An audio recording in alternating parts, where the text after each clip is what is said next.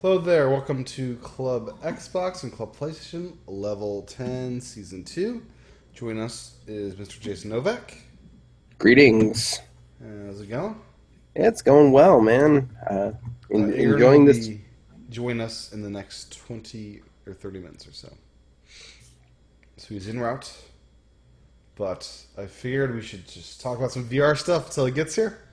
I'm completely down, and then once he gets here, we can start browbeating him for why he's not enjoying it as much as he should That be. is true. That's true. Now, what new experiences and games have you picked up recently? Well, actually, the biggest one that I have is one that you talked about previously. I picked up Eagle Flight VR. Ooh, yes. And it's funny because I'm enjoying the bejesus out of it. However, unlike you, I Yeah, actually was having some motion issues with which it. is Maybe the I hard was part of me. maybe I was being too aggressive with my flying and really just trying to get ridiculous with it.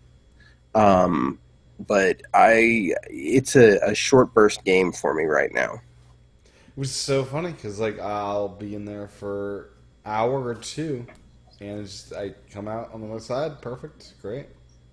No, I mean, I like it. The aesthetics of it are really nice. I'm enjoying the gameplay, but it is not something I can do for long periods of time. Huh? That But also you haven't. Valkyrie, you can the game that'll give Yeah, you other than the a. first time I played that, I really only lasted about 10 minutes. But then after that, I was able to be just fine. I think you'll get the hang of Eagle. I think most people would say it's their most comfortable flying game. Well, So I'm. maybe you'll get your wings at some point. Other than that, I had checked out, what was it, in the Playroom VR. You had mentioned they had that platforming game in the Playroom. Yes. I was kind of disappointed with it. Was it too hyped up for you? I think that might have been it. I'm easily susceptible to things not living up to their hype. I can acknowledge that, but it just that and I was looking at it as a VR replacement for a Mario platformer, and I think at the end of the day, it can't hold a candle to what Nintendo is able to do. So it just I had the wrong comparison in my head, and it was a bit overhyped. So yeah. I The God mode in 3D platforming is a really cool perspective. The you did you stand up while playing to raise the character above the ground using the tether? Well, actually, I didn't necessarily stand up as much as just lift the controller. Yeah, but that's another like yeah. I There's appreciated, cool thing. yeah, There's I cool things about appreciated it. some of the design concepts that went into it, but the game itself was just mediocre. You lack the delight and joy of Mario. Yeah, I don't know. It was. Yeah, I think part of it was the enemies were too easy. The combat was it was supposed to be combat, but it was too basic. It just it's very it's a concept game in my mind, like a little one off. Like here's what 3D platforming could be on a concept level of this is some implementation I things. mean, again, though, it was Yeah. pretty. It ran smoothly. I couldn't complain about stuff like that. I just, I wish it was mechanically had more depth and more robust. Sure. And then one other VR, I checked out Oh My Genesis for PSVR. How is Um, that? it's an interesting game. It's yeah, kind of like a sim style game, um, kind of like Tethered. It's a variation, except instead of Tethered, have you played Tethered yet? Not yet. It's on my list. I really want it. Tethered gives you a limited play area that you look at and you move your people around that on a limited map. On My Genesis is actually kind of like taking that principle but putting the people on a Super Mario Galaxy style planet where you can turn the planet and move around the whole planet and different things are happening, and like it's set in a fantastical pseudo historic time or pseudo ancient history time. There'll be like meteors coming in and you got to use your hands to stop the meteors from hitting the planet, and you got to pick people up and move them to certain locations, and you help them find fire so that they can fight monsters. And there's some really interesting things there. There were also some real control issues that I was having. I Hmm. want to spend more time with it and see if maybe the early levels were just trying to overwhelm you and if it gets a little bit better later. Yeah. How about you? What have you been playing? So I got this new one called Hollow Ball, and Hollow Ball is kind of like Pong in VR a little bit. It requires a great deal amount of space, more so than I actually have access to. So I'm a little constricted in. So some of the attacks that I get met with, I just can't counter them because I don't got See, the room. yeah, I have that, but I hadn't had a chance to play it. But the advantage is my PSVR is set up in the other room on a TV that's on a swivel mount that I can easily reposition the TV to have bigger spaces to play pretty much any game. Yeah, I even moved the camera so it's like diagonally as far away as physically possible on that little. It's not a very long cord for that camera. I mean, let's be real, but yeah. So what I did experience was fun, but it also gave me a taste of like the room scale VR. You really need a whole room, and it'd be amazing to have that kind of space to do that stuff.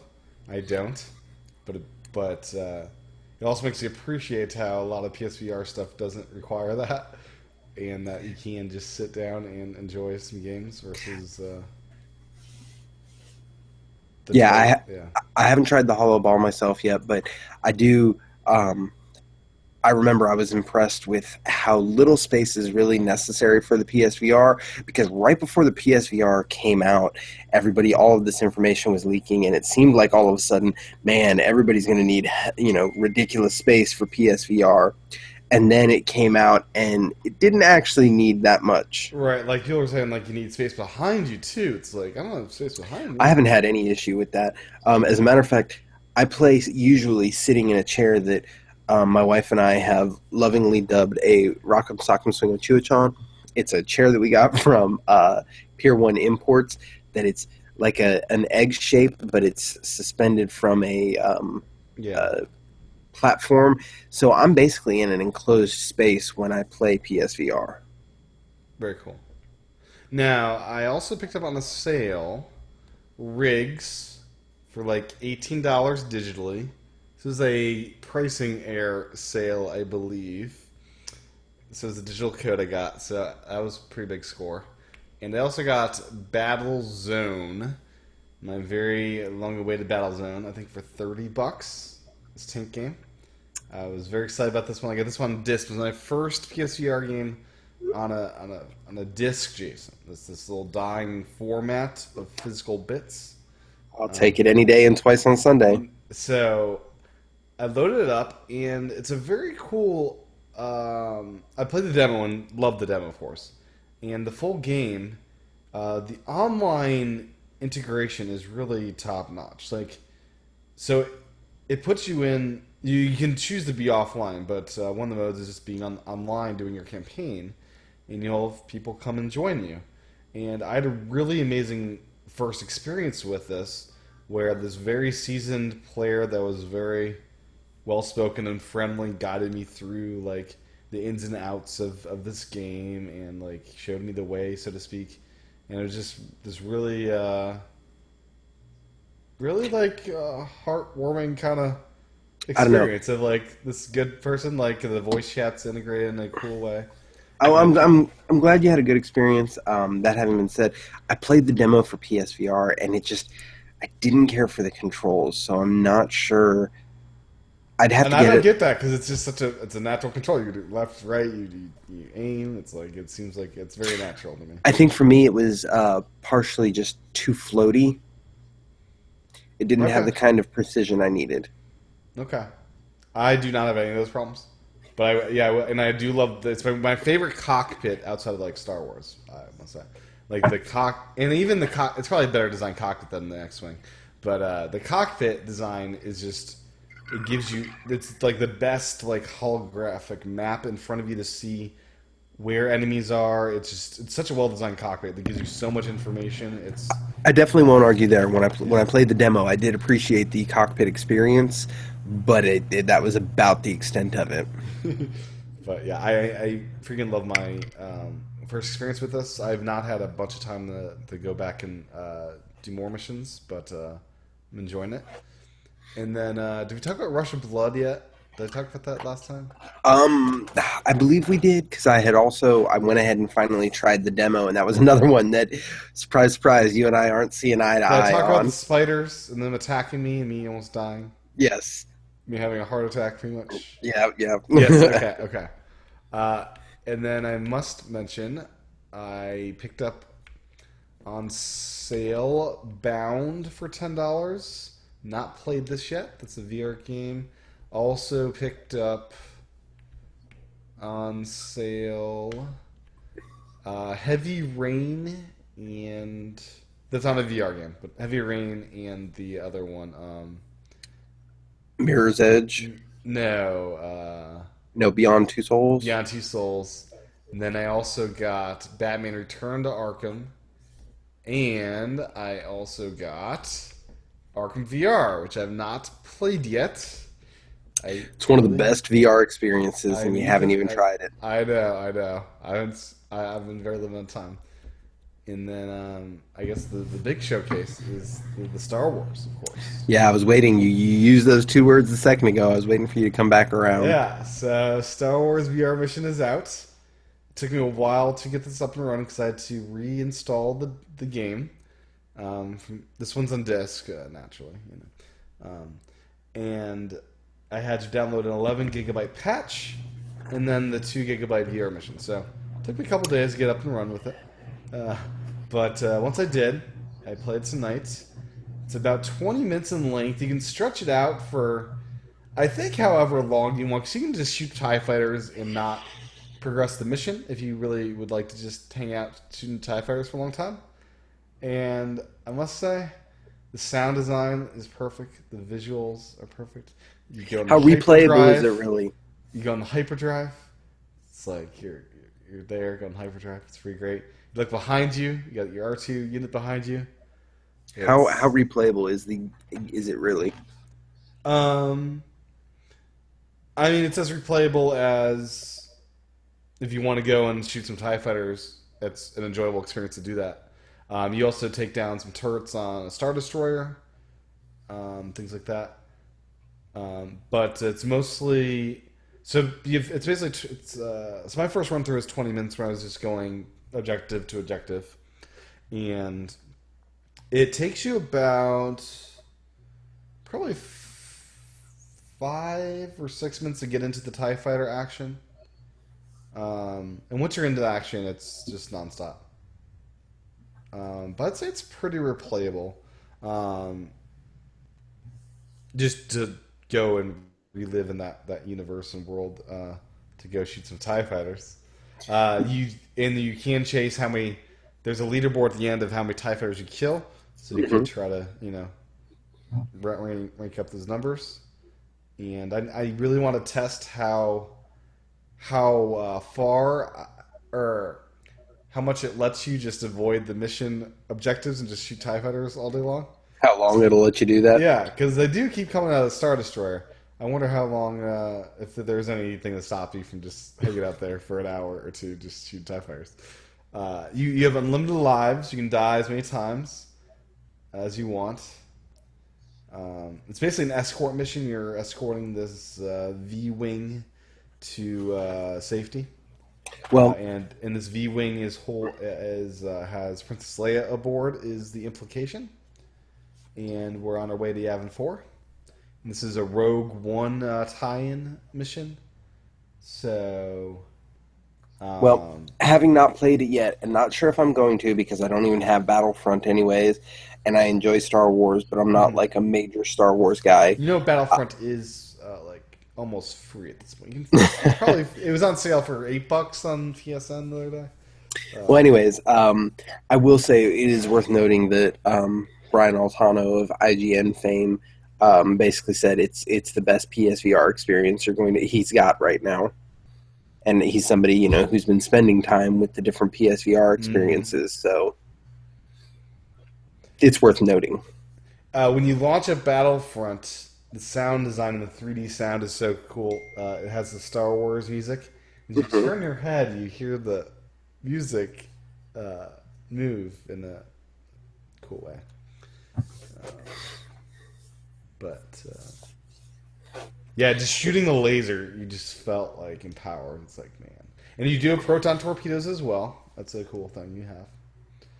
I thought proton torpedoes were a Star Trek thing. No, No, those that's are photon X-wings. torpedoes. That's photon. And My bad. then I think I saw some TIE Fighter Interceptor 1 models as well as just regular TIE Fighters. And I did die like 7 times. You do have a shield you've access to. And How does it control? Like, is the flying similar to Star Wars or not Star? yeah, so the Is left it? stick, you push it forward or back to control speed, and it locks in place once you set the speed. And Sorry. that's set up in your dashboard. You'll see where you are, your cockpit, and then your right stick is turning. And then I couldn't figure out if you could do a 360 or not, like A going this barrel way or not. roll, Yeah, I'm or not sure. I'm sorry, a yaw Yeah, roll. yeah, I'm not sure if that's a thing you can do or not. I did not figure that part out. But yeah, Well, I'm glad you're enjoying it. I think the best thing about it is the fact that it's it's free. free. It's free. If you own Yeah. Battlefront, which Battlefront, you really can find that thing for dirt cheap on disc. Well, the Call of Duty Jackal Assault, I was a little disappointed with just how short that was. Much longer. Um, but yeah, I just like I said, Battlefront's not really my game, my style game. So I've got to if I catch it on sale enough, maybe it'll be worth it. But I You feel do know like this was like $7 in PSN. I understand Just that, a but you couple realize months at ago. this point we're basically arguing: should I pay $7 for a 20-minute experience? You could stretch it out several hours if you really, really wanted to. I could, but that also probably doesn't sound like my cup of tea. No, okay, fair enough. It's such a good experience. Um, that Maybe you having can been rent it. I don't know if it's worth that even. that having been said, the other of PSVR note to talk about have not picked up yet. Really hesitant on whether or not I'm going to though. Um, what is it? Werewolves Within the werewolf Yeah, where $30. Ubisoft is like a VR board game, kind of. Is that accurate? it's I wouldn't call it a board game as much as a social game. Yeah. But my issue is like as far as I was concerned, without knowing anything about it, I was pretty sure that the game should be like at most $20, but the absolute max would have been 30. And seeing it coming in right there at 30 is making me wonder how worth it is. For anybody that doesn't know, Werewolves Within is a game where you are different people sitting around a campfire, except one of the people is a werewolf, and there are different roles you can play, and each role has different abilities, such as you can once per turn sense a liar, and all you can do is lean left or lean right to talk to your person to the left or to the right, and you're trying to find out who the werewolf is among you. And then you'll vote, and everybody will vote to say, this person's the werewolf, we need to exile them. And if it's not the werewolf, the game continues. And of course, when they do finally exile the werewolf, it's a kind of you win. But if you get to a certain point without exiling the werewolf, it's basically like, well, the werewolf wins. I just question exactly how much replay there's going to be to the game. And then I also wonder if I don't pick it up immediately, how many players are going to be playing if I'm not right there at that forefront when it's got all of the zeitgeist, the intellectual. It is. So all the Ubisoft games now are multi-platform, which is That is, yeah, I felt like that was a news extremely story. helpful. Yes. I think we actually mentioned that last time, was that Ubisoft was intending to make all of their games, VR games, multi-platform. Not just multi-platform, cross-platform play. That's what I mean. Yeah, Yeah. And Eagle Flight got the update last week or so for that. So I guess, there might be more people there, but I still just question exactly how many people there are going to be, and it's not the kind of game that you can play with computers. Gotcha. Yep. Do you think that Star Trek game is a computer? Could you play that one with computers or? Similar No, situation? I don't think so. Will that have the same Honestly, problem, you think? I think it'll have the same problem, but to a smaller degree. I just don't think there's going to be as many people required to play it. And it's Star Trek. Yeah, and it's Star Trek. I mean, I don't have a lot of friends that currently have PSVRs. However, it's a game that I know a lot of my friends, when they get PSVR, would want to have or would have. Mm-hmm. Yeah. So I think that just about really covers the Have you VR. downloaded the new Resident Evil demo? No, I did not. As a matter of fact, I added that to the notes. I mean, I had the last Resident Evil 7 demo, and You while play I'm in, Kitchen. I no, well, not just Kitchen, the actual Resident Evil 7 demo that came out, which is different than Kitchen. Kitchen is the VR thing. Yeah. Um, Is the actual demo VR enabled? I honestly don't know. Okay. Let's see if I can find out while we talk. I am interested in it though because I mean, it's again, I played the last demo. It was a very PT feeling vibe, and I enjoyed it. That PT having share scares the crap.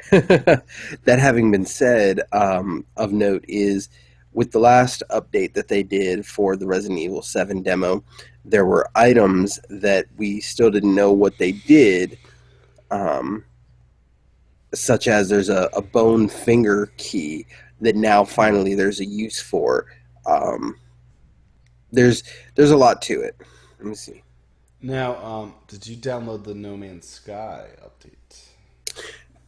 On the list, as a matter of fact, my brother picked up that game. GameStop was doing a used sale, and of course, there's a lot of used copies of No Man's Sky out there right now. Oh, there are. Um, and he picked it up, and he's very much enjoying it.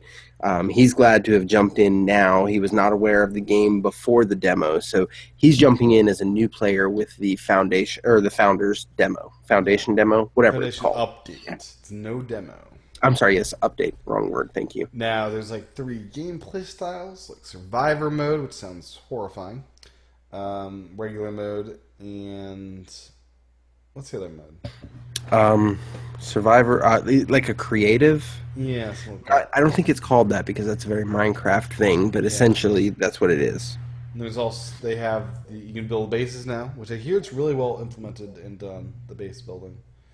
Um, Um, Real quick, got to go back. I just looked it up. Yes, the Resident Evil 7 demo is now VR compatible, um, which means I definitely need to re-download that to give that a try because Resident Evil 7 was a VR game that has gotten really mixed VR reviews. Some people saying they had a lot of problem with it and it was making everybody sick, and apparently the most recent updates I people have heard been they playing. fixed a lot of that. That's what I was saying. Yeah, people have been playing and saying a lot of it was fixed. I kind of want to see for myself. And it seems like the PSN will just always have sales this month. It's holiday sale week 1, so I'm guessing there's week 2, 3. Yeah.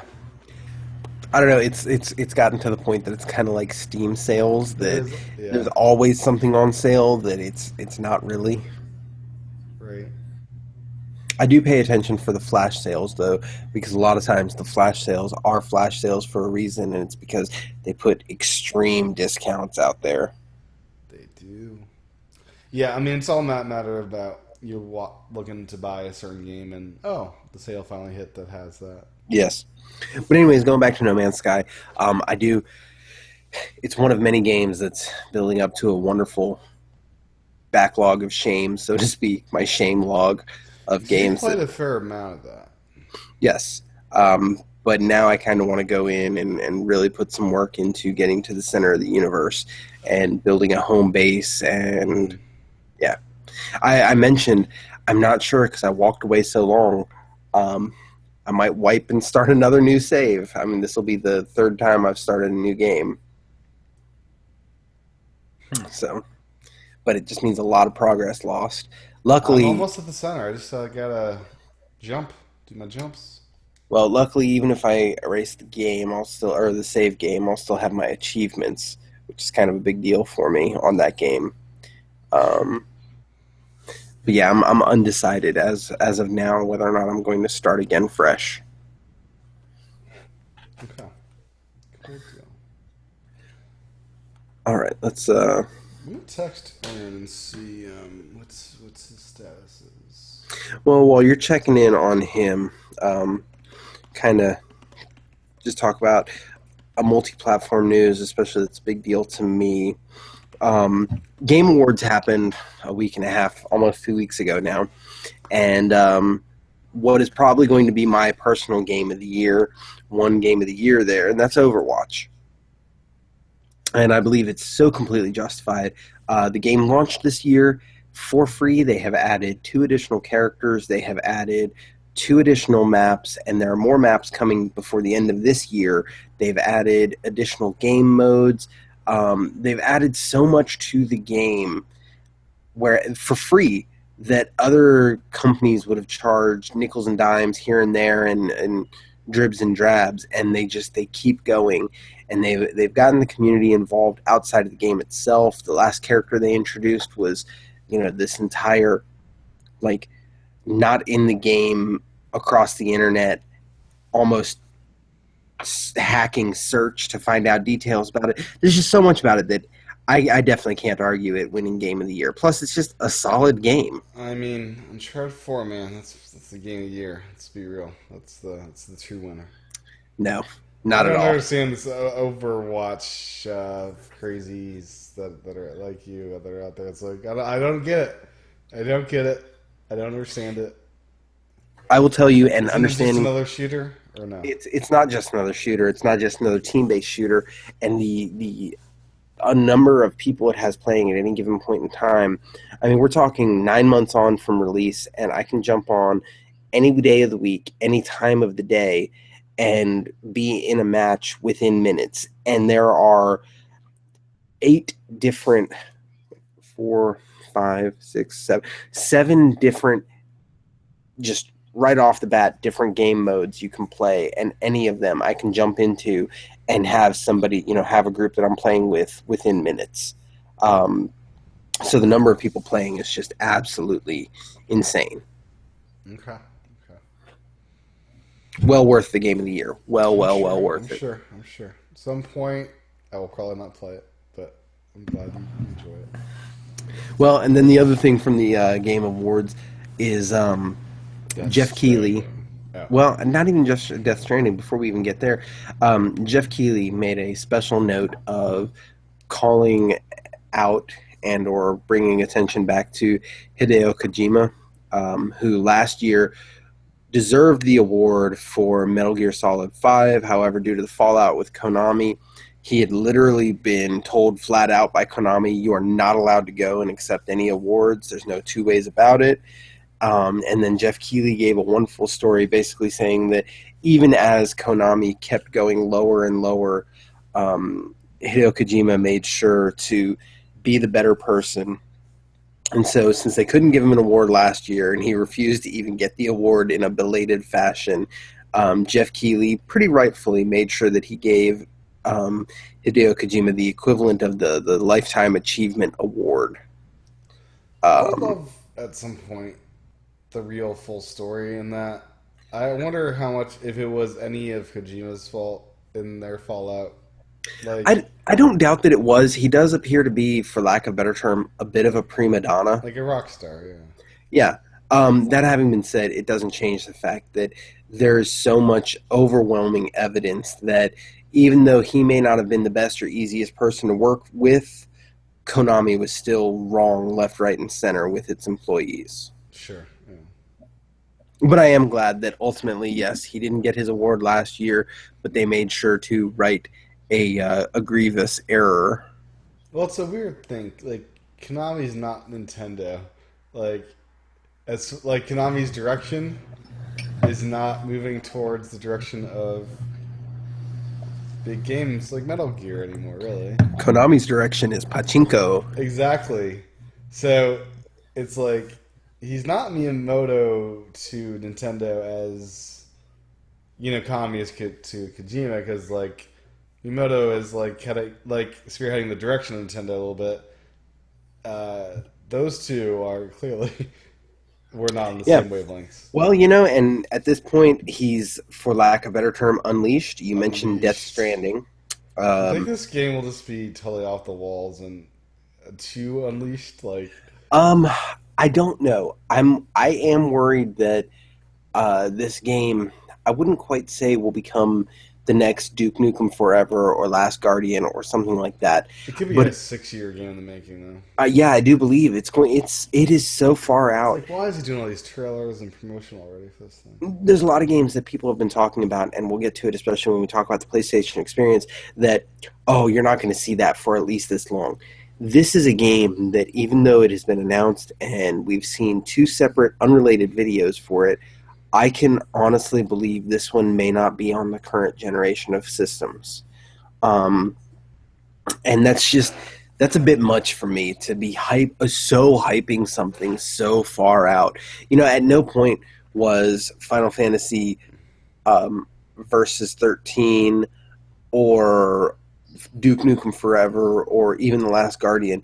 At no point were those intentionally teased so long out. Those Yeah. just failed in their development. I I think, really so the approach is, I think it's okay kind of letting people know, hey, I'm working on this game, like an announcement thing. But with a really far out game, announce it and then stay silent until you're ready to start ramping up to the release, like a year away or Though I whatever will it say, is. I think it was Podcast Beyond they were talking about.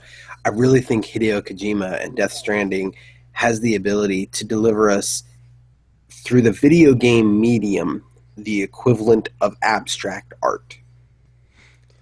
Sure. Um, and that is its own statement that may be a good thing to you, that may be a bad thing to you, but it is I mean, we really have the chance to see, just for lack of a better term, a mad genius, and I think a lot of people could end up being surprised with what we get.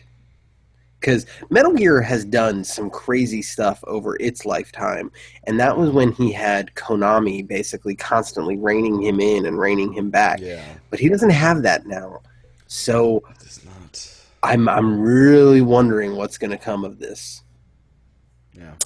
One thing I will Now, say: did you see the where they lined up the two videos, and there's the baby that yeah. Norman Reedus is holding in trailer A, and the moment it disappears from his hands, it shows up in Guillermo del Toro's hands in the other trailer. See, he should. Why make your stupid game? Stop making these trailers. Yeah, I don't. And what's funny is I wouldn't even doubt if that never even showed up in the final game. No. So a little update. I went to start the Resident Evil demo because I knew that was the only way to get the new version. It'll prompt an update, and it's 4.3 gigabytes for this new update for the demo.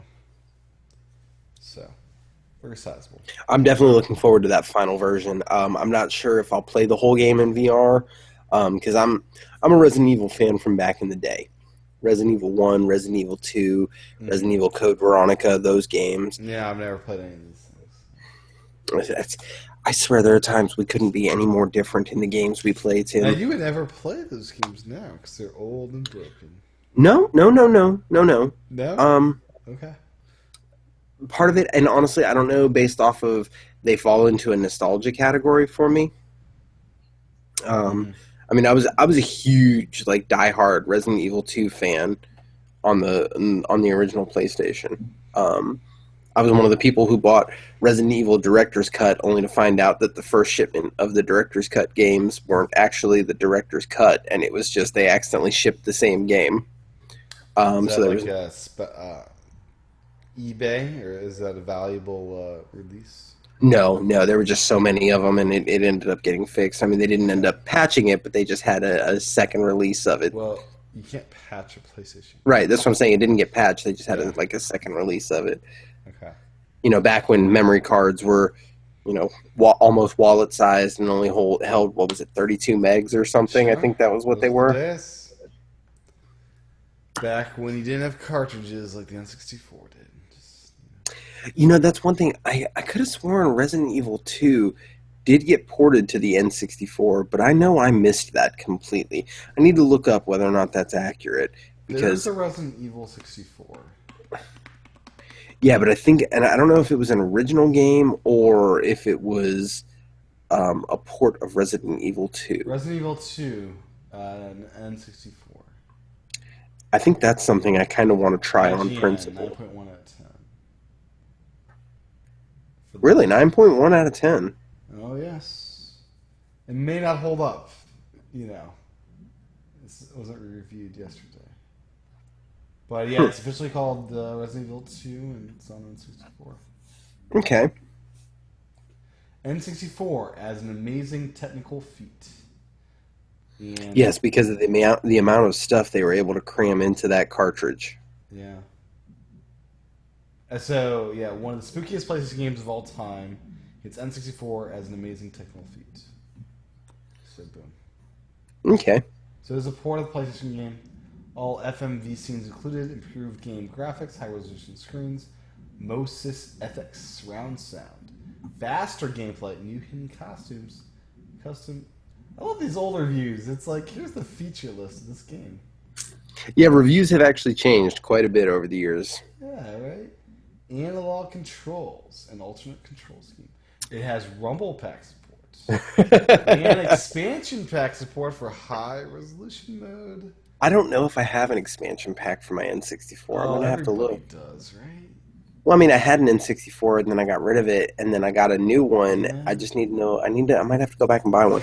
But anyways, back to more modern news. Back to the modern stuff. Yeah, while we're still talking multi-platform, the other biggest multi-platform is, as you wonderfully put it, Final Fantasy: The Forever Long to Make edition. Yeah, is finally here. Yes, it is.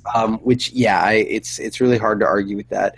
We're talking about, it's one of the trifecta of games that I mentioned: Duke Nukem Forever, Last Guardian, and Final Fantasy 15. And I think Last Guardian and Final Fantasy 15 were announced in the same time frame. I believe so. Yeah. Around 2006, so They 10 both years came ago. out in the same week. Yeah, within a week of each other. And Final Fantasy hilarious. 15 started life as Final Fantasy Versus 13.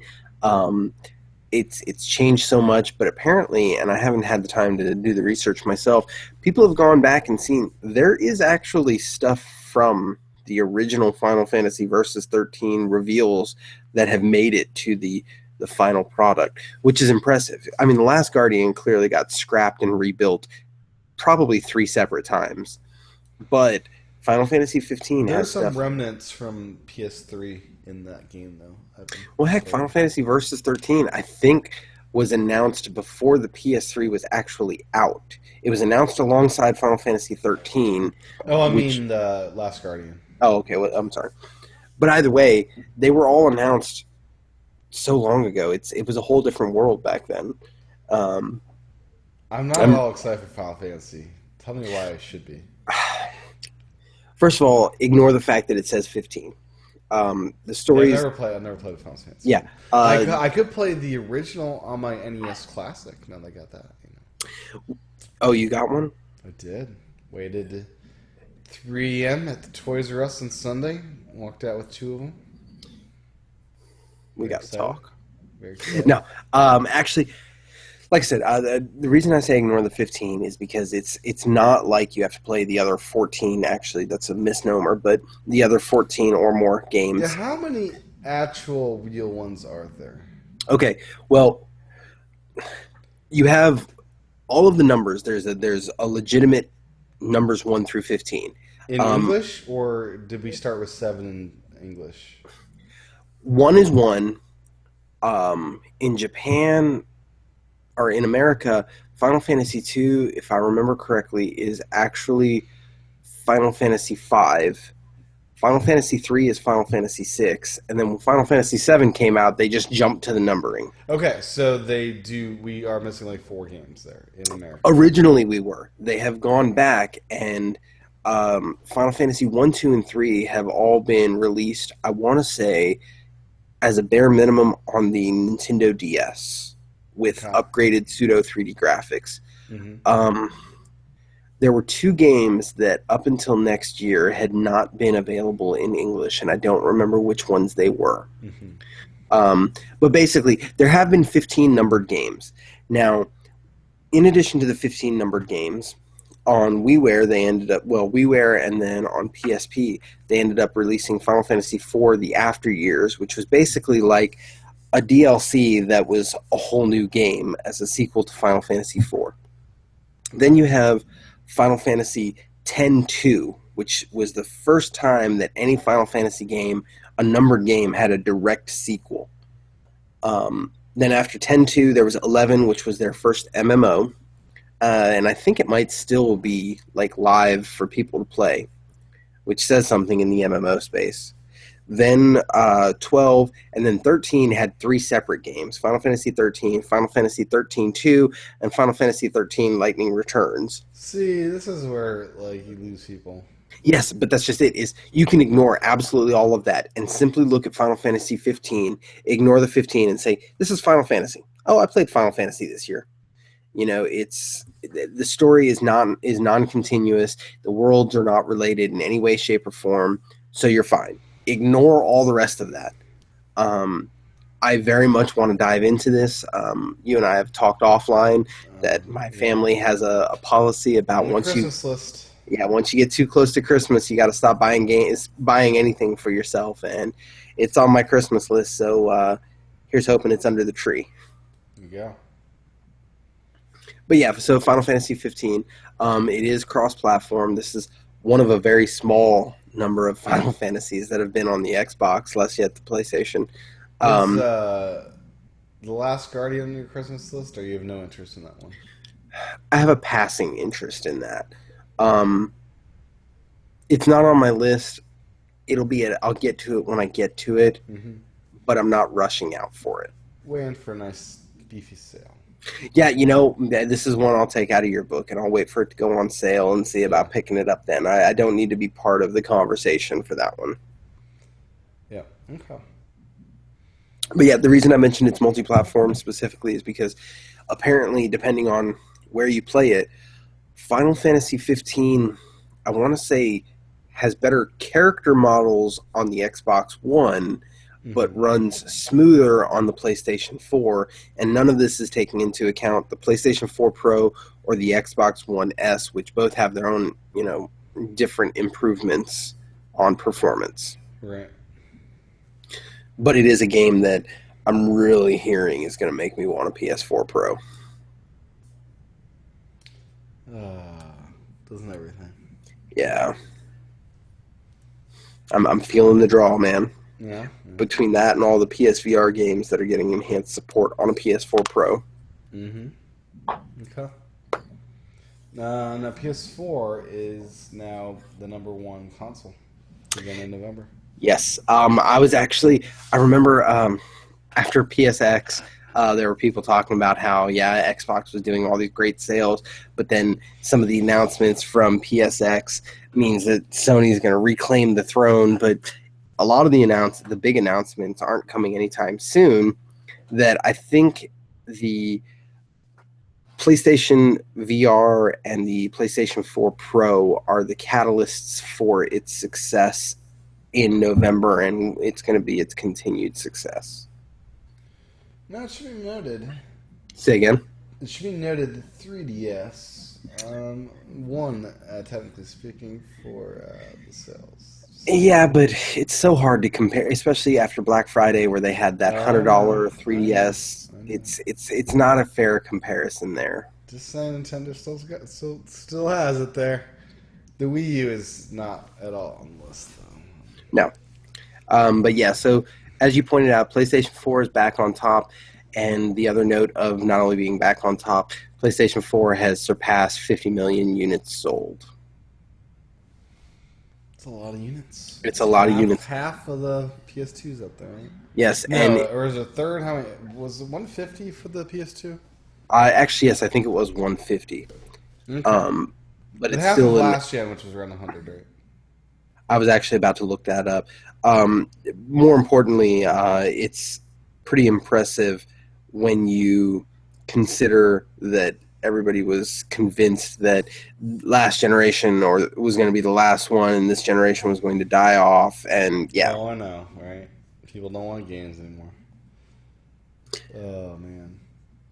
So games with gold have been announced for December as of PS Plus games. Games with gold we're getting on Xbox One, Sleeping Dogs Definitive Edition. We're getting Outlast. And on the 360, we're getting Outland and Burnout Paradise. So, yeah. none of those is really anything that excites me. Me neither, really. As a matter of fact, not only do they not excite me, I let my Xbox Live Gold subscription lapse Oh. at some time that I don't even know when it lapsed, and there is yet to be anything that has made me go, man, I really need to renew my subscription and make sure I keep it live for any of the to get and or keep any of the games that they have. Yeah. I looked it up. PlayStation 3 had approximately 85 million units sold. So in a third the lifetime of the PS3, it has sold, what, 2/3 of its sales. Not too bad. Now the PS Plus lineup. We got Invisible Ink, yeah.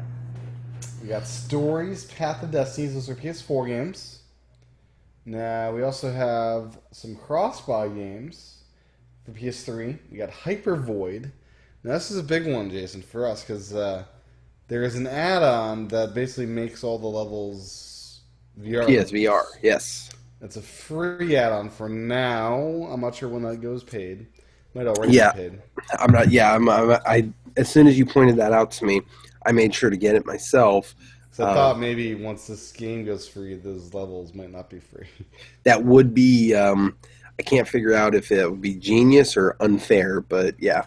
Yeah, but yeah, Hyper Void. It's PS3, PS4 game with some VR support. I will make sure and check it out before next we are able to play to see whether or not it's really worth recommending. Or next day. I downloaded it. I just need to give it a shot. But this is like the first PSVR game, kind of. Yeah, it's just a kind of backdoor PSVR game. Yeah, it's like it's there. We got Tiny Troopers Joint Ops PS3. It's also cross-buy PS4 and Vita, so it's all three of them. Kind of great. Color Guardians. It's PS Vita and PS4.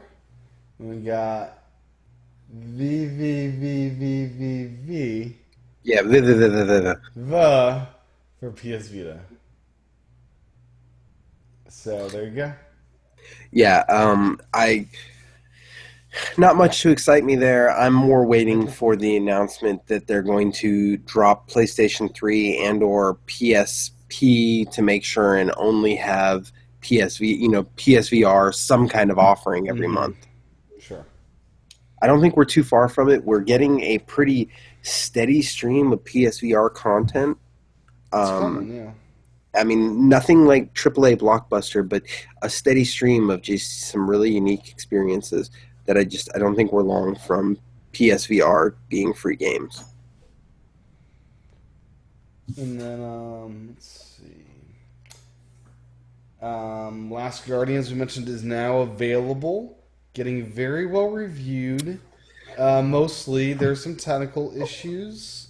There's some control issues of people being frustrated not being able to control this wild animal very efficiently. Well, and that's just it. Is I'm hearing all these reviews, and Trico, or Bird Dog as they call him, Bird Cat is more accurate. It seems like he is. At times, it seems like it might be intentional that he's so difficult. Because people have been talking about, it took me 15 minutes to get him to do this, and then other people are like, really? He did it first time I asked him to. And it's just it's interesting, and I think it's making for some unique play experiences. Though I can understand people getting frustrated after too often of him not doing what you want him to. Yeah, I heard the wild animal analogy. That's like, this is a wild animal, and sometimes he gets distracted. Yes, I actually did see a wonderful video where somebody was like trying to wrestle with him, most appropriately, grabbing his tail and trying to pull him where he wanted to, and due to controls, accidentally letting go of the tail and falling in a pit to his death. there's some humor to be found in stuff like that. But Yeah. I'm definitely I am intrigued, but not enough to pick it up before it goes on sale. And I feel Mm. badly if its sales don't match what Sony wants because of the number of people that are going to be just like me. But yeah, Yeah. It's cool. I Cool. think the Cool. I've most never common played Shadow or the other one. I think the most common thing that people say about it is when it's great, it's great. When it's bad, it's really bad. Yeah. And there are some performance issues on PS4. Not the Pro. I think it's fixing the Pro mostly. But occasional issues of frame rate drops. Yeah, that's the other. Actually, see, I don't remember if it was Final Fantasy 15 or The Last Guardian. One of those two games, they said on a non-pro, there are points where the frame rate dips to like single digit.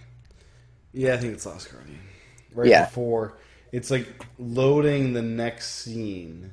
So the big scene isn't laggy, but the scene before it kind of is, yeah. which Uh, is unfortunate. Maybe they'll patch it. and again, it's kind of one of those.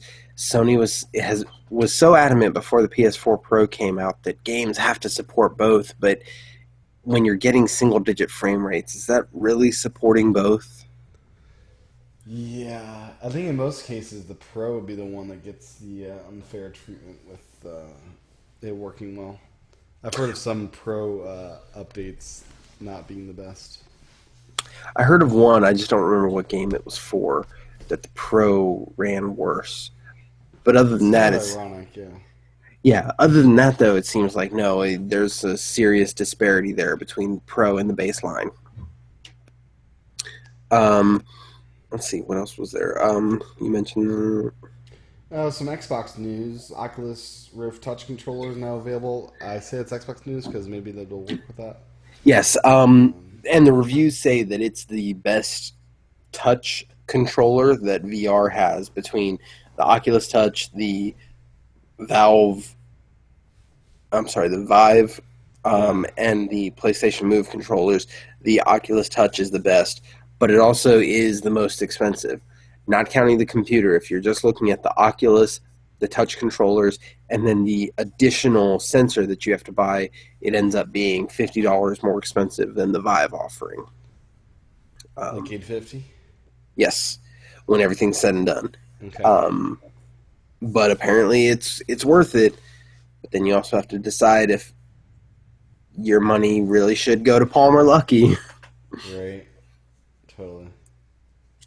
Um, Abzu is on Xbox One, so if you're an Abzu fan, you can get there now.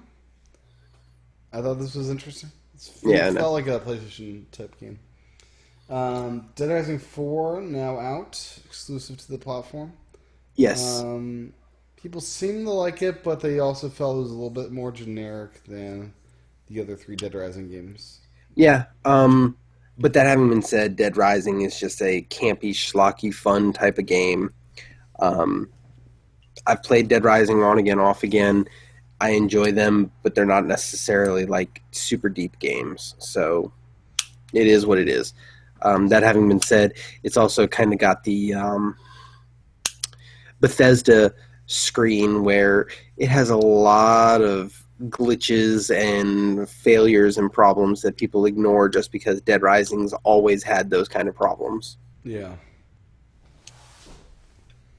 Um, Well, with also, that said, I don't know yeah. if we had a chance to mention it last time we recorded, but Adrift has officially been canceled for the Xbox One. It's still, I don't know if it's out or coming out still for the PlayStation 4, but I'm personally hoping that by canceling the Xbox One version, the PS4 might get PSVR support because it does have VR support on PC. However, for anybody that doesn't know, one interesting thing, as far as I'm concerned, about the game being canceled on Xbox One is the maker of Adrift was the guy who, when the Xbox One first came out or was first announced, and they talked about how it had to be always connected, and somebody said, "Well, what happens if you want a system that's not connected?" And the Xbox executive basically said, "Well, that's why we have an Xbox 360." So that one career or that one statement basically tanked his career at Microsoft, and he got a lot of hate mail for that. And the hate mail he got and what he went through there is what made him create Adrift. So it's funny that now that game is being canceled on the Xbox One. Mm-hmm. Well, we should probably go to the PlayStation experience, Jason, and The biggest news. all the announcements henceforth in that showcase. I really don't think there were that many actual. I think you are underestimating. I don't know. Many As I amazing think about it, there things. were a decent number of announcements, but I don't think there were that many earth-shattering announcements. Jason. The world shook and thundered, and there were earthquakes, and there were tsunamis, And and hyperbole. with Act 2 Oh, sweet was Jesus. officially unveiled into the world.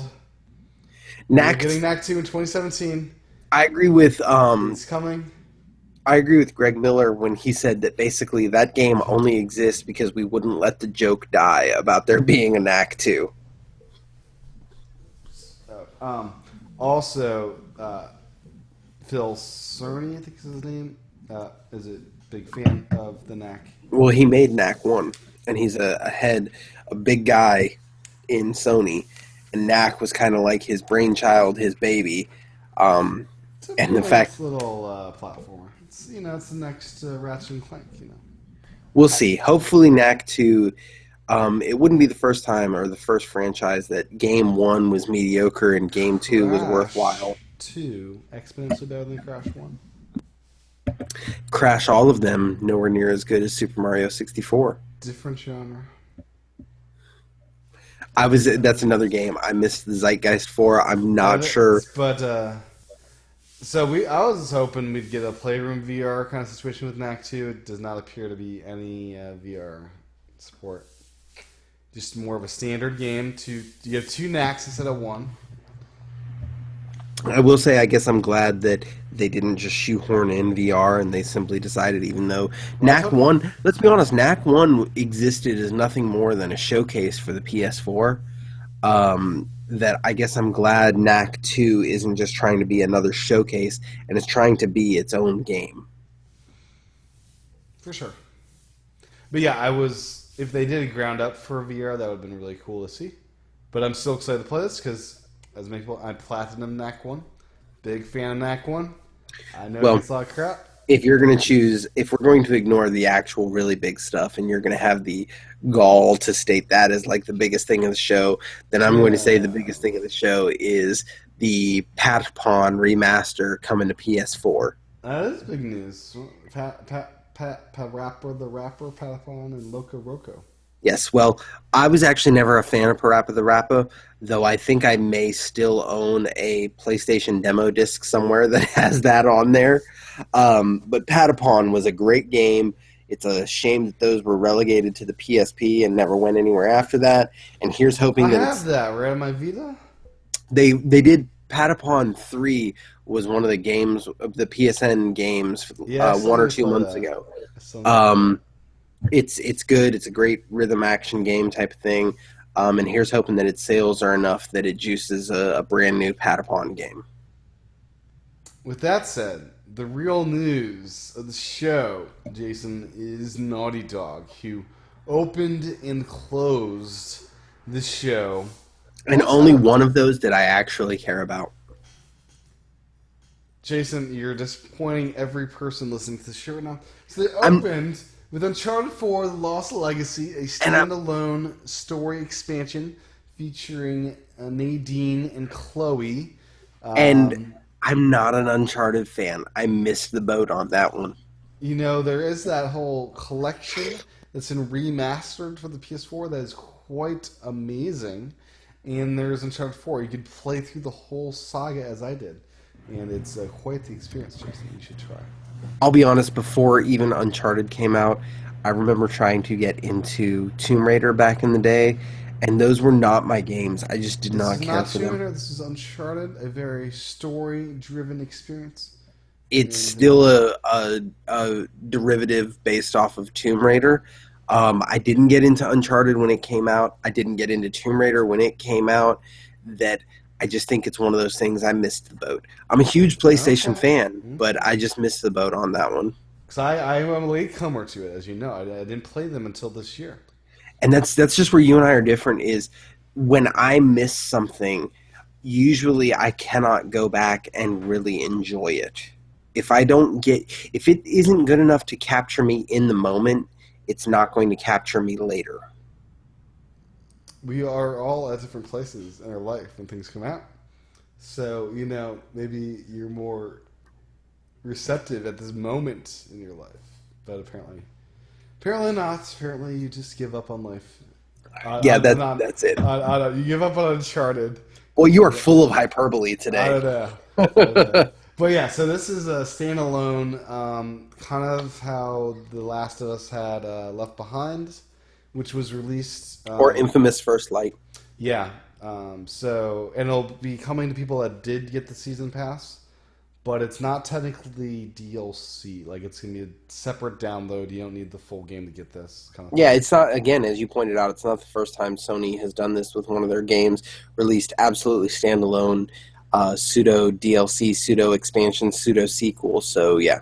It does take place after Uncharted 4 ends chronologically, is what we've been told, and it takes place in India, I believe. Sure. Um, and a very meaty experience is what we've been told. Very meaty. Um, and yeah, coming out 2017, coming soon.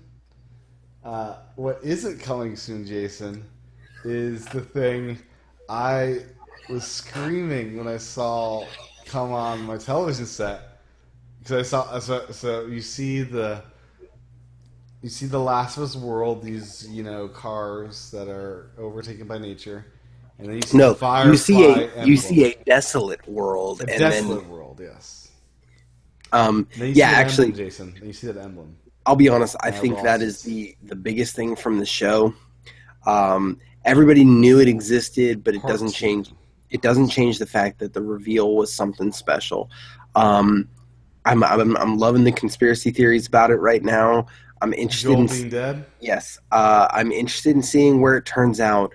And everybody talks about how great Uncharted is. Like I said, I missed that boat, but I can tell you that Naughty Dog changed storytelling and cinematic storytelling with The Last of Us. I mean, it was from the very beginning of Last of Us. I'm spoiling the beginning.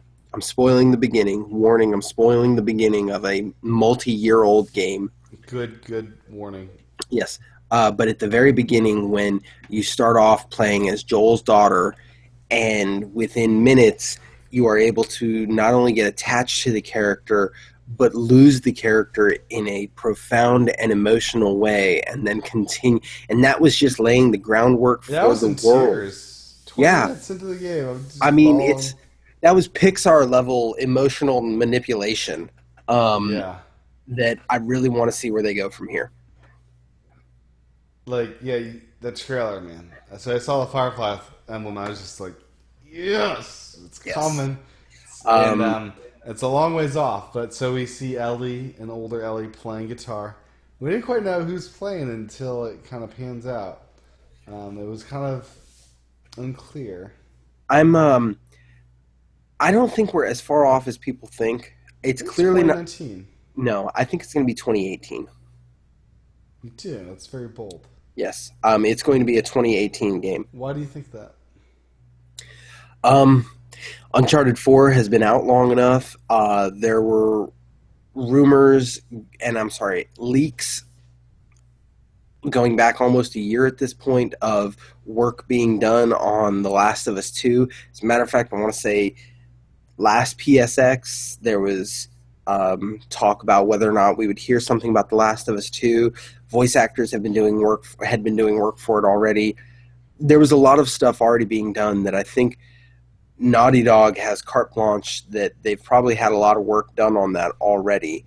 Um, Clearly not going to be a 2017, but I think we're going to get a 2018 release on that.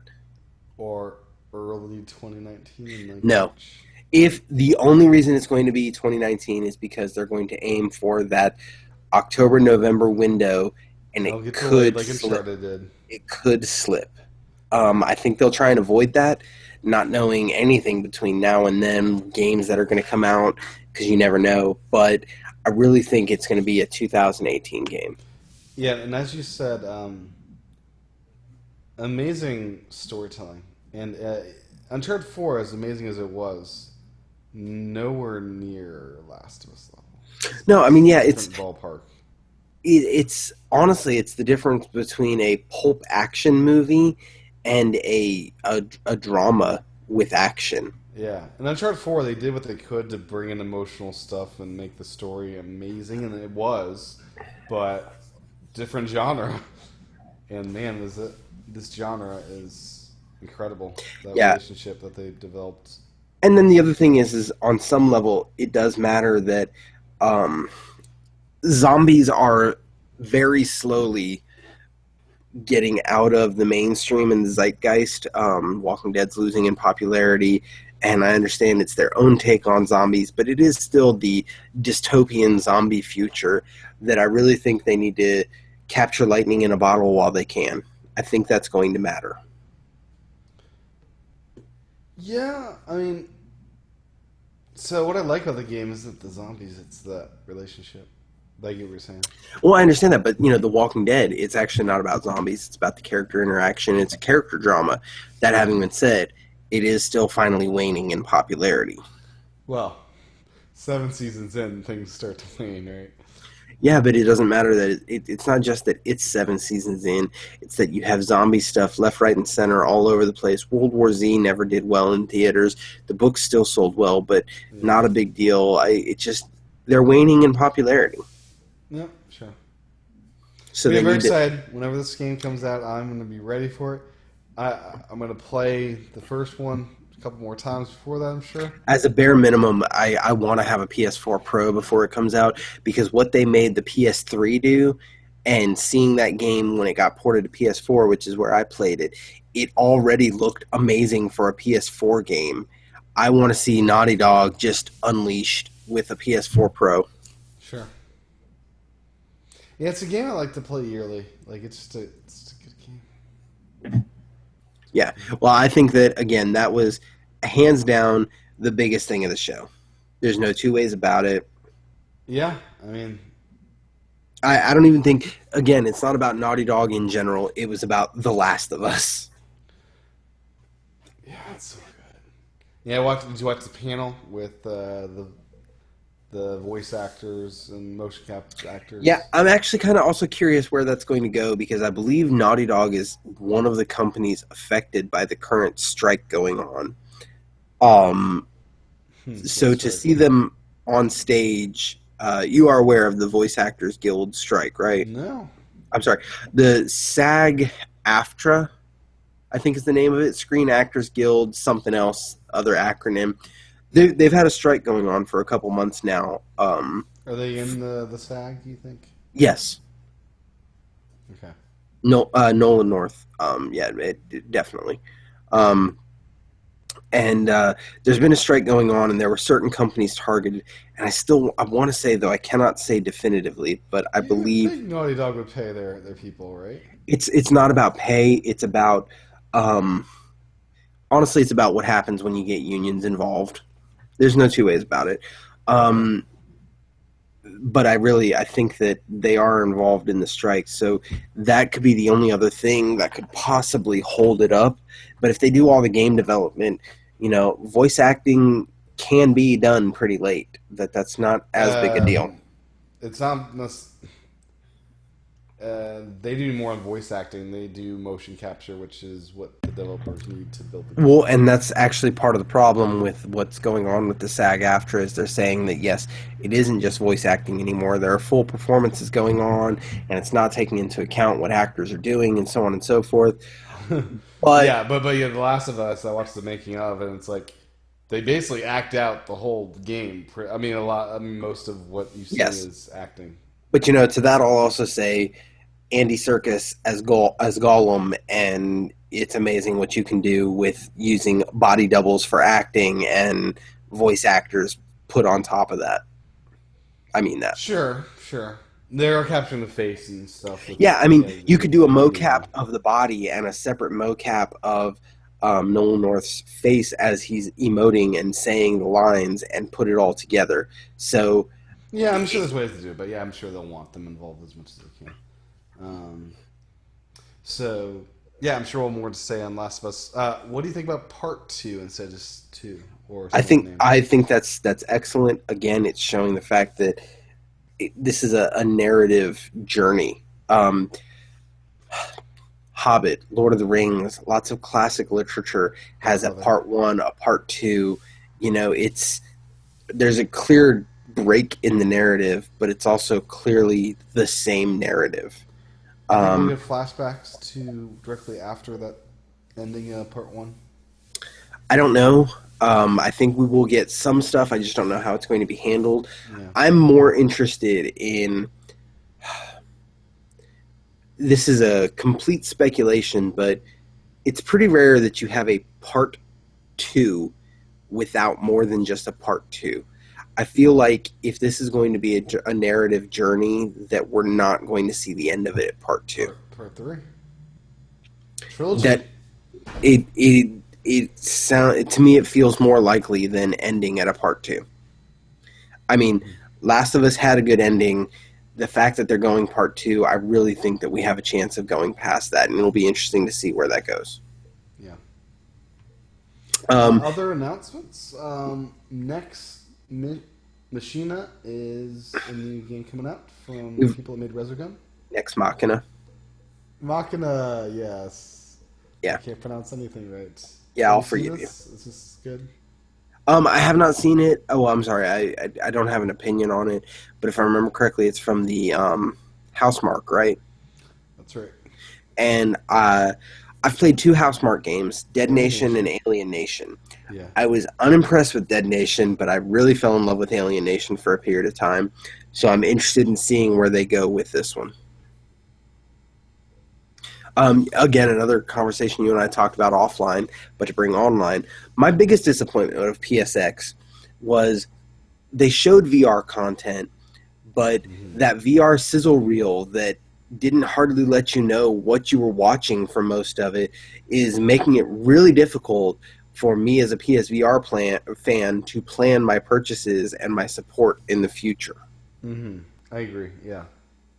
It was a bit ridiculous that they just had this quick sizzle reel and nothing really showing. Again, it's like I said, I'm pretty sure that my personal anecdotal experience is PSVR probably has one hell of an adoption rate on games, and to not be given names or release dates for any of the games that were shown there was borderline a And slap in the face. uh, Ishida mentioned in an interview most owners are spending hours a day with their units. Like it's being played. It's Yeah, not. Yeah. and to be fair, they also had a sizzle reel of just PS4 games that didn't give titles or release dates for those either. So it wasn't like PSVR got special crap treatment, but it was still But crap treatment. yeah, but PS4 also had other games just announced the Yes. whole show, such as Wipeout Omega Collection. Brings together all the anti-gravity race track and ship content from Wipeout HD, Fury, and 2048 games. All three are remasters and looking in 4K HDR at 60 frames per second. So, you've never played a Wipeout game? Is this basically like F Zero? Yeah. Okay, cool. Where's the VR support on games?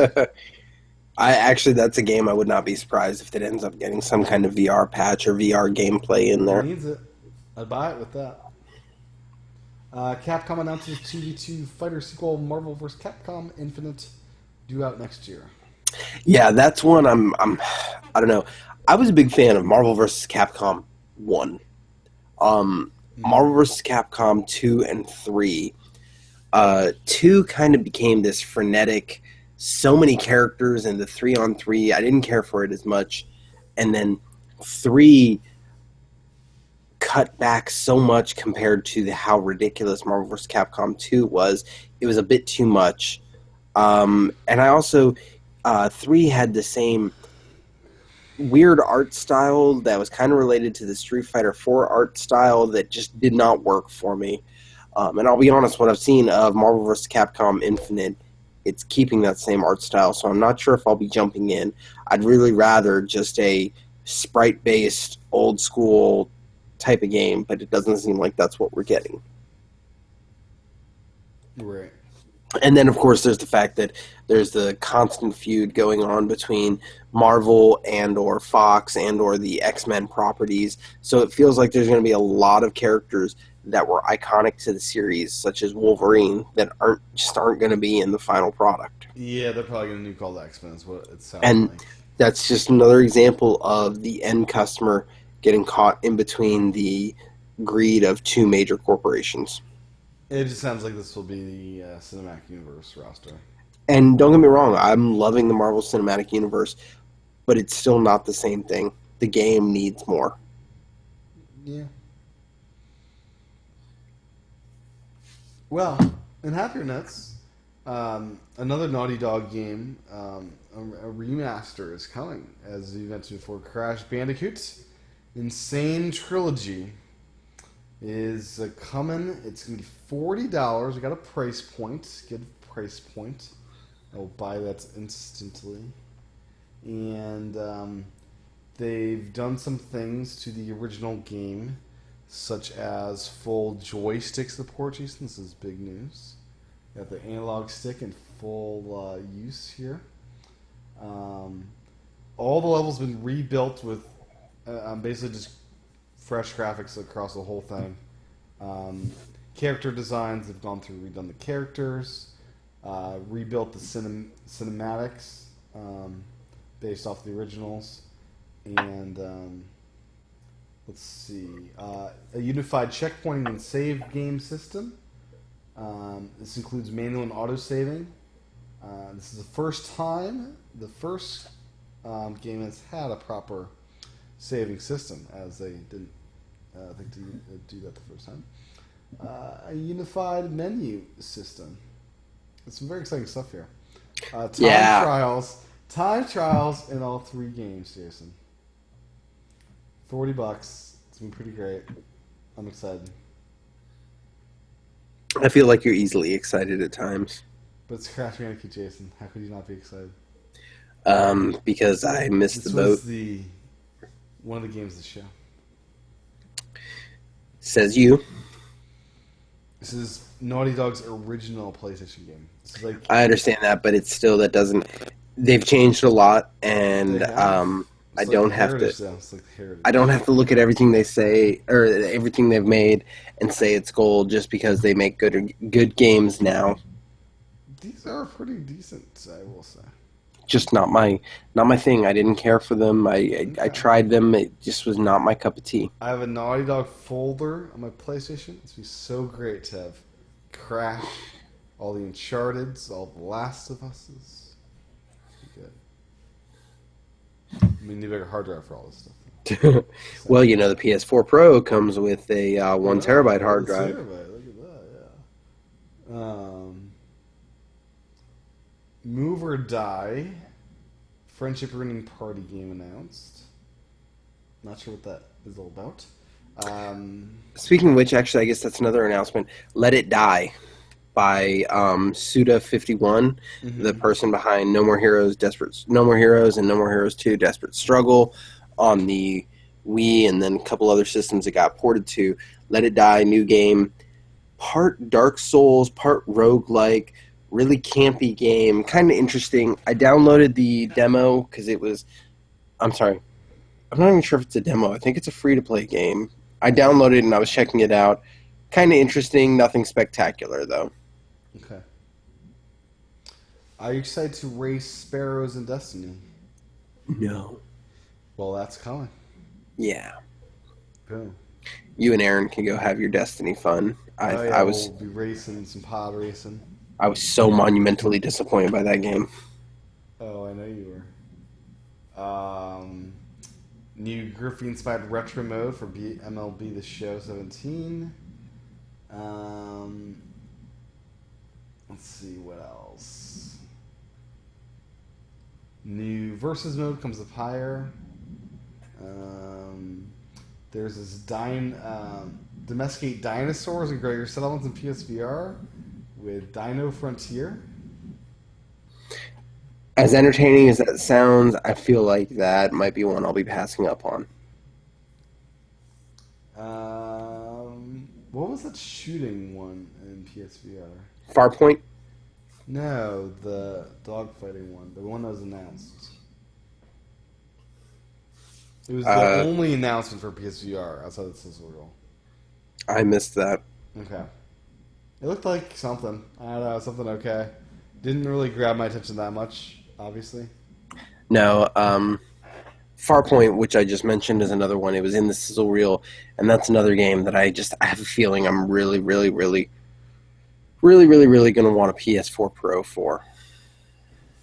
What I've seen just looks phenomenal, and I have a feeling that it's going to need the PS4 Pro to really be that phenomenal. Though I am really excited for that new aim controller, the aim move or the move aim or whatever they call that controller. Controller. Yeah, I do have the older, which is nothing more than just a plastic harness to put the old move controllers into for certain games. I haven't used it, but I do have that. But I am interested in seeing where that ends up going. I got that actually because I literally got it on like clearance at a Walmart for like $7. Not bad. Yeah, I pulled one out of your book for that. Windjammers. PS4 Vita with online multiplayer. This is a cult classic. Are you a fan? No, and I'm not sure it's a cult classic. Corn the Giant Bomb. It is like one of the most beloved games out there. That doesn't make it true. It is not. That site I've heard of Windjammers for many years now, as they have played a lot, evidently. A Neo Geo title. One of the good ones, you know. So fans of that will be excited. Yakuza Kiwami. Yeah, that's another. That's kind of like just Grand Theft Auto Japan. Let's be honest. So 2 Yakuza games are coming. That one and another one. Yakuza 0, if I remember correctly. Yeah. Yep. That's right. Yeah, the Yakuza series. It's another one. I'm not. The open world games I'm into are more fantasy type of open world. So yeah. And then that's pretty much all I have. There were some other announcements there, but those were the ones I thought were worth mentioning. Yeah, I mean there were a decent number of fan remasters type of thing. Like you mentioned, the Bandicoot, the Parappa, the Patapon, but I don't think any other major announcements. It was actually kind of mellow as a PlayStation experience, especially. I believe it was the last PlayStation experience that they announced the Final Fantasy VII remake. I mean, to me, Last of Us Part 2 and Uncharted were big enough to have... Last of Us Part 2 was the only really big shocker out there. I say that because the other thing is even if you're really impressed with Uncharted... We were expecting it. But not only were you expecting it, it's still smaller in scope than The Last of Us Part 2. Yeah, clearly. Knack 2, though. That's a big announcement, Jason. Again, only exists because everybody willed it into being.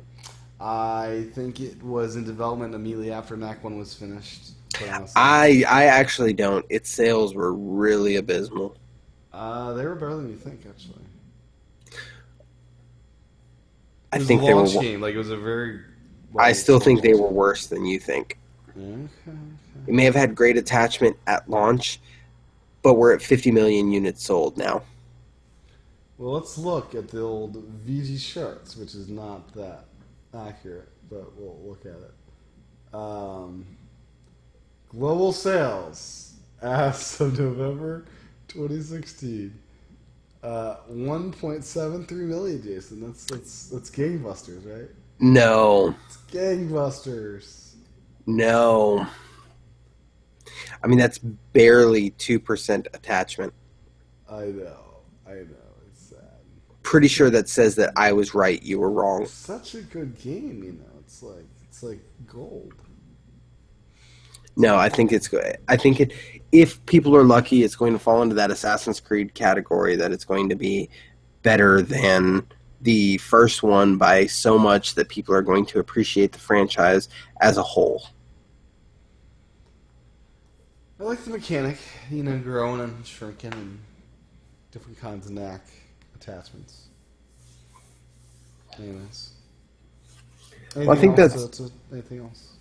No, I really think that's about it. I mean, again, this time of year, it's slow news other than big games coming out, and a lot of them are games that you and I aren't necessarily part of. True enough. I really just want to listen to the Last of Us soundtrack right now.